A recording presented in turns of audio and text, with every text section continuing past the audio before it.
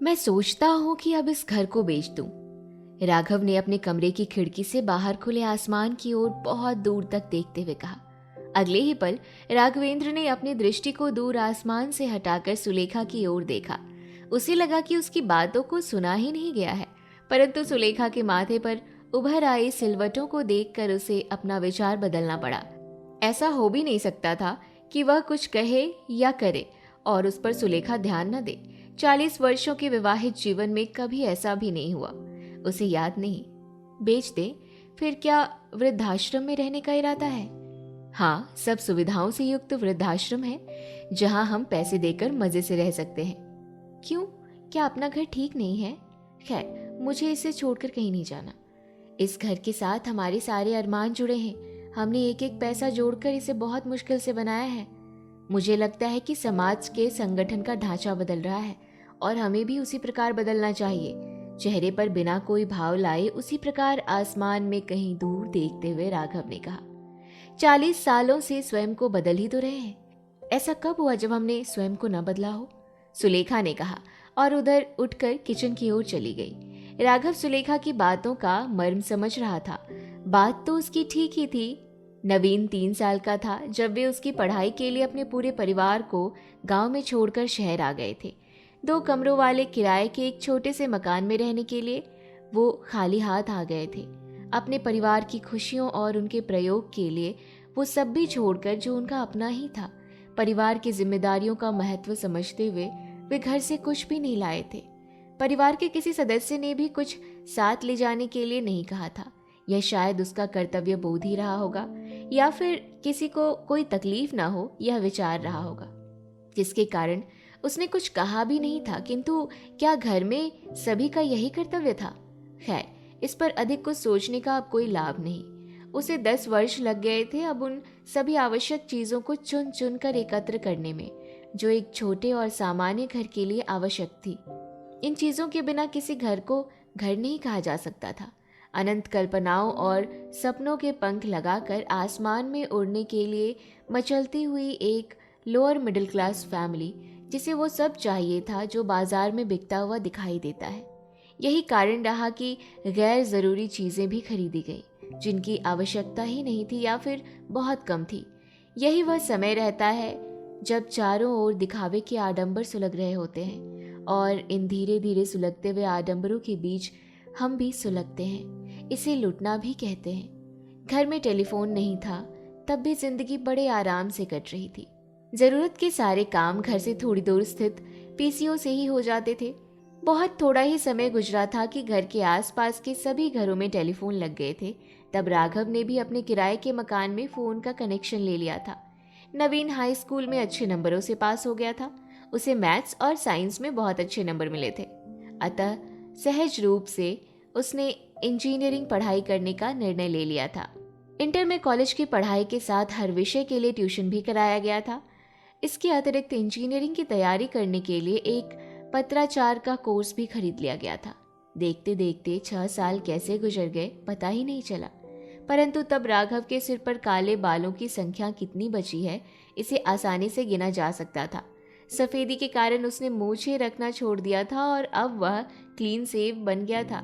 सुलेखा साड़ी पहनना छोड़कर सलवार सूट पहनने लगी थी। राघव जानता था कि सलवार कुर्ता उसकी पसंद नहीं है और समय की आवश्यकता भी नहीं, परंतु हाँ, इसे वह समझौता कह सकता था। यद्यपि इस समझौते से उनकी खुशी में कोई कमी नहीं आई थी। कॉलेज कैंपस से ही नवीन का प्लेसमेंट एक सॉफ्टवेयर कंपनी में हो गया था। वह अपनी पढ़ाई समाप्त कर केवल 2 महीने राघव के पास रहा था। फिर उसका ज्वाइनिंग लेटर आ गया और वह गुरुग्राम चला गया।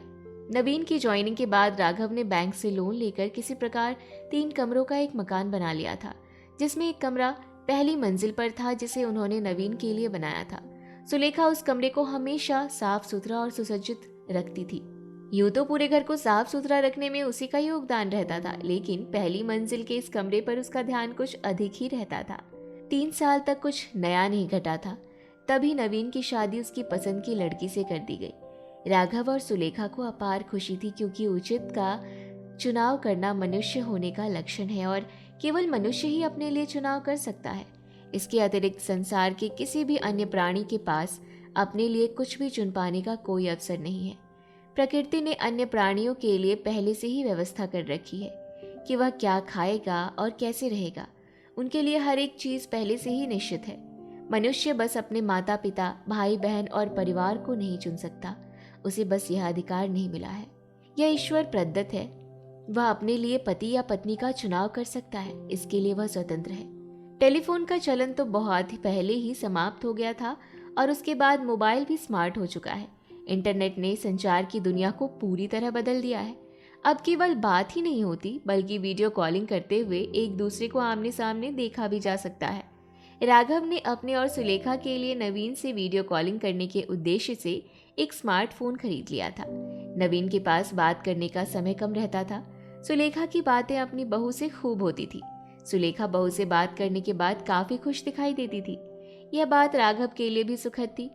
राघव को सुलेखा ने ही बताया था कि नवीन का प्रमोशन हो गया है और कंपनी उसे अपने हेड ऑफिस ह्यूस्टन भेज रही है। नवीन के अमेरिका जाने की प्रसन्नता दोनों को थी। सुलेखा ने इस बात को अपने सभी रिश्तेदारों और सारे मोहल्लों में बड़े चाव से बताया था। अमेरिका जाने से ठीक पहले नवीन उसके पास एक सप्ताह के लिए आया था। एक सप्ताह बाद उन दोनों ने दिल्ली के अंतर्राष्ट्रीय हवाई अड्डे से नवीन और बहू को विदा कर दिया। वे वापस आ गए। उनकी बातें तब भी उसी प्रकार वीडियो कॉन्फ्रेंसिंग से होती रहती थी। 1 वर्ष बाद ही अमेरिका में नवीन की पत्नी ने बेटी को जन्म दिया। बेटी के जन्म ने उनकी जिंदगी में अनगिनत खुशियां भर दी। राघव और सुलेखा ने जब पहली बार वीडियो पर अपनी पोती का चेहरा देखा तो उनकी आंखें अपार खुशी से भर आई थी, जैसे अब और कुछ देखना ही शेष न रहा हो। राघव रिटायर हो चुके थे। रिटायरमेंट पर राघव को कुल मिलाकर 30 लाख रुपए से अधिक ही मिला। एनपीएस से मिलने वाली पेंशन केवल 4,000 से कुछ अधिक थी। 30 लाख बैंक में जमा कर दिए, जिससे ब्याज के 15,000 से कुछ अधिक रुपए महीने के मिल जाते थे। सब मिलाकर महीने की कुल आमदनी थी 20,000 रुपए से कुछ अधिक। रिटायरमेंट के बाद उनका मेडिकल खर्च भी थोड़ा बढ़ गया था और दिन प्रतिदिन बढ़ता ही जा रहा था। राघव अपनी जिंदगी के पिछले पन्नों को और पलटते कि तभी सुलेखा 2 कप चाय लेके आई। 1 कप चाय राघव को पकड़ाकर वह भी चुपचाप उनकी बगल में बैठ गई। इतनी देर में आपने कितने पन्ने पलटे जिंदगी के? सुलेखा ने राघव की ओर देखते हुए पूछा। यह प्रश्न उसने राघव के चेहरे पर उमड़ते, उभरते, गिरते, बनते और बिगड़ते सभी भावों को अच्छी तरह पढ़ने के बाद पूछा है। यह अनुमान राघव को भी हो गया था। जिंदगी की पिछली किताबों में कहीं कुछ लिखा हो और आगे कुछ करने को ना हो तो पन्ने पलटना भी अच्छा ही लगता है। एक ठंडी सांस लेने के बाद राघव ने कहा, इस लंबे सफर की जिंदगी में हमेशा कुछ न कुछ नया लिखा ही जाता रहा है, फिर वह चाहे सुख का हो या दुख का। सुख जिसे कभी जाना नहीं गया और दुख जिसे कहा नहीं जा सका। हाँ, भूलने के नाकाम प्रयास अवश्य किए जाते रहे। पूरे परिवार के लिए हमेशा शुभ की इच्छा से दिन रात संघर्ष करने वाला राघव चुनौतियों के बोझ से दबकर अशुभ की ओर कैसे बढ़ता चला गया, यह अब भी उसके हृदय पलट पर ज्वालामुखी की भांति धधक रहा था, जिसे वह अब किसी से कह तो नहीं सकता था और कुछ कहने का अब लाभ भी क्या होता। अपने आप को सुलेखा की दृष्टि से बचाते हुए उसने मन ही मन सोचा। मन के किसी एकांत कोने में बीती हुई जिंदगी के उजले या स्याह पन्ने खुले हों तो अपने आप को स्थिर कर पाना सरल नहीं होता। फिर भी राघव ने जल्दी से स्वयं को संभाल लिया, जैसे कुछ हुआ ही ना हो, मन में कोई हलचल मची ही ना हो। अब छोड़ो ये भी, चाय पीकर राघव ने कहा, चलो बाजार से सब्जियां तथा अन्य आवश्यक सामान लेकर आते हैं। यह उनके रोज का क्रम था। शाम को दोनों एक साथ बाजार अवश्य जाते थे। इस प्रकार उनका थोड़ा टहलना भी हो जाया करता था। जिस दिन किसी कारण से सुलेखा नहीं जाती थी, राघव अपने 30 साल पुराने स्कूटर से सब्जियां लेने चला जाता। इस प्रकार उनका स्कूटर भी महीने में 3-4 बार बाहर घूम आया करता था। पूरे मोहल्ले के लिए उनकी जोड़ी बेमिसाल थी। शाम को वे दोनों जब हाथों में हाथ डालकर बाहर निकलते तो नवविवाहित जोड़े उन्हें देखकर उनके प्रेम पर गर्व महसूस करते। सुलेखा के हाथों की कलाई में दर्द बढ़ गया था, जिस कारण रोटी बनाने और आटा गूंदने में उसे अधिक परेशानी होने लगी थी। अब रोटी के लिए आटा राघव ही गूंदने लगा था। दिन में एक बार सुलेखा किसी प्रकार दोनों समय के लिए रोटी बना लेती थी। घर की साफ सफाई और बर्तन धोने के लिए एक पार्ट टाइम नौकरानी उनके घर में शुरू से ही थी, जो रोज सुबह आकर अपना काम कर जाती थी। सुलेखा राघव से उम्र में 3 साल छोटी रही होगी, किंतु राघवेंद्र बाबू में उत्साह थोड़ा ज्यादा था। नवंबर का महीना शुरू होने के साथ वातावरण में ठंड थोड़ी बढ़ गई थी। इस कारण सुलेखा ने अपने और राघव के लिए स्वेटर निकाल लिए थे। सुबह शाम ठंड थोड़ी ज्यादा रहती थी, किंतु दोपहर गर्म हुआ करती थी। सुबह के 7 बज रहे थे। उन दोनों ने बस चाय खत्म की ही थी कि बाहर मुख्य दरवाजे की कॉल बेल बजी। इतनी सुबह कौन उठ सकता है? राघव ने कहा और उठने का प्रयास किया। तुम बैठो, मैं देखती हूँ, सुलेखा ने कहा और उठकर बाहर चली गई। सुलेखा वापस लौटी तो उसके हाथ में एक बड़ा सा फूलों का गुलदस्ता था, जिसे देखकर राघव ने हतप्रभ होते हुए पूछा, किसने भेजा है? पता नहीं। राघव अपने आप को रोक नहीं सका, उठकर खड़ा हो गया और सुलेखा के हाथों से गुलदस्ते को लेकर देखने लगा। अंदर एक कार्ड दिखाई दिया। तुम देखती नहीं हो? राघव ने पत्नी को उलाहना देते हुए कहा और अंदर से कार्ड निकाल लिया। राघव ने कार्ड देखा। नवीन का था। बहू और बेटे द्वारा उनकी शादी की 40वीं वर्षगांठ पर बधाई दी गई थी। अच्छा, तो आज 10 नवंबर है, सुलेखा ने कार्ड को देखते हुए कहा। हमें तो याद ही नहीं था। आपको क्या याद रहता है? सुलेखा ने इस प्रकार कहा जैसे उसे सब याद रहता है। नवीन ने ऑनलाइन ऑर्डर कर शाम को केक और फिर डिनर भी भेजा था। अपने 40 वर्षों के विवाहित जीवन में शादी की वर्षगांठ इस प्रकार उन्होंने पहले कभी नहीं मनाई थी। सुलेखा केक को अपने आसपास के सभी घरों में जाकर बांट आई थी।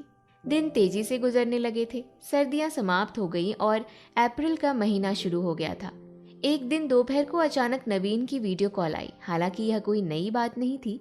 सप्ताह में 3-4 बार उन सब की बातें हो जाया करती थी, परंतु हमेशा रात में 9 बजे के बाद। वीडियो कॉल सुलेखा ने रिसीव किया था। माँ पापा को बुला लीजिए, मैं आप लोगों को कुछ दिखाना चाहती हूँ। हम दोनों यही हैं, बोलो बेटा, क्या बात है? उधर से नवीन की आवाज सुनाई दी। माँ, यह एक घर है जिसमें 3 कमरे हैं, 2 बाथरूम, एक बड़ी लॉबी, एक किचन, बाहर छोटा सा लॉन और सामने पार्क है। एक एक चीज को ठीक से दिखाते हुए नवीन ने कहा। तुम लोग किराए पर दूसरा मकान ले रहे हो क्या? राघव ने प्रसन्न होते हुए पूछा। जिस मकान में तुम रहते हो उसे तो हम कई बार देख चुके हैं, इस बार सुलेखा ने कहा। किराए के लिए नहीं माँ, हम इसे खरीदना चाहते हैं। जिस बात को सुनकर खुशी होनी चाहिए, जाने क्यों वह बात दोनों को थोड़ी चुभ गई थी, किंतु नवीन बोलता रहा। कंपनी ने पिछले 3 सालों में अच्छा बोनस दिया है। हमने भी खर्च में कटौती करके लगातार पैसे बचाए और कुछ बैंक से लोन भी हो जाएगा। बस आप पिताजी से कहकर 25 लाख रुपए दिलवा दें तो हमारा काम हो जाएगा। मुझे रिटायरमेंट पर 30 लाख रुपए मिले थे, उनमें से 25 लाख मैं दे दूंगा। तुम अपना बैंक अकाउंट नंबर भेज दो। राघव ने अपने भविष्य के संबंध में बिना कुछ विचार किए ही कह दिया था। घर तो बहुत अच्छा है, सुलेखा ने इस तरह कहा जैसे उसे बहुत खुशी हो रही हो। हाँ माँ, घर काफी अच्छा है और सही कीमत पर मिल भी रहा है। जब रहना यही है तो सोचा खरीद ही लूं। बहुत ठीक सोचा है बेटे, राघव ने जल्दी से कहा और सामने से हट गए। अच्छा माँ, अब फोन रखता हूँ, रात को फिर कॉल करूंगा। नवीन ने यह कहकर फोन काट दिया। उसने अपना अकाउंट नंबर भेज दिया। अगले दिन राघव और सुलेखा ने सबसे पहले बैंक जाकर 25 लाख रुपए नवीन के अकाउंट में ट्रांसफर कर दिए। सारा काम 2 घंटे में हो गया था। वे दोनों घर वापस लौटते इससे पहले ही नवीन का मैसेज आ गया कि उसे पैसा प्राप्त हो गया है। नवीन का मैसेज पढ़कर दोनों ने संतोष और सुख की ठंडी सांस ली। जो कुछ भी है वह अंततः है तो नवीन का ही। मेरे जीवन काल में यदि यह उसके काम आ जाए तो इससे बड़ी बात क्या होगी, राघव ने चलते चलते मन ही मन सोचा। हम दोनों के लिए यह खुशी की सौगात है। सुलेखा के मन में भी कुछ ऐसा ही चल रहा था। हम तो अपने हिस्से का जीवन भी जी चुके हैं। इन पैसों की उपयोगिता हम दोनों के लिए तो अब थी ही नहीं। आज इन आंखों से हमने इसका उपयोग पुत्र के लिए होते हुए देख लिया तो लगता है जैसे हमारा जीवन धन्य हो गया। रास्ते भर दोनों ने एक दूसरे से कुछ कहा नहीं। घर से थोड़ी दूर सड़क पर ऑटो से दोनों उतरे, एक दूसरे की ओर देखा। उन दोनों के होठों पर अपने अपने हिस्से की मुस्कुराहट तैर रही थी। दोपहर को रोटी बनाने के लिए आटा गूंथते समय राघव ने कहा, सुलेखा, अब मुझसे भी यह आटा गूंथा नहीं जाता। मेरी कलाइयों का दर्द भी अब ज्यादा हो गया है। सुलेखा ने धीरे से कहा और रोटी सेकना शुरू कर दिया। रात को खाना खाकर दोनों बेड पर लेटे तो सुलेखा ने राघव के बहुत नजदीक आकर उसके सीने पर हाथ रखते हुए कहा, मैं सोचती हूँ तुम ठीक ही कहते थे। राघव सुलेखा की आंखों में ही देख रहा था। हमेशा की तरह वह आज भी शांत थी। उसके चेहरे के भावों में खुशी या गम का कोई चिन्ह नहीं था। सुलेखा ने फिर धीरे से कहा, इस घर को अब बेच ही देते हैं। बेटे, बहू और पौत्री से तो हम वृद्धाश्रम में भी वीडियो कॉल कर घंटों बात कर सकेंगे। यूं ही सफर के कुछ दिन और बीत जाएंगे। राघव अब घड़ी की ओर देख रहा था। उसे लगा इस घड़ी की सुइयां बहुत धीरे चल रही हैं। सुलेखा की ओर देखे बिना ही उसने कहा और करवट बदल ली।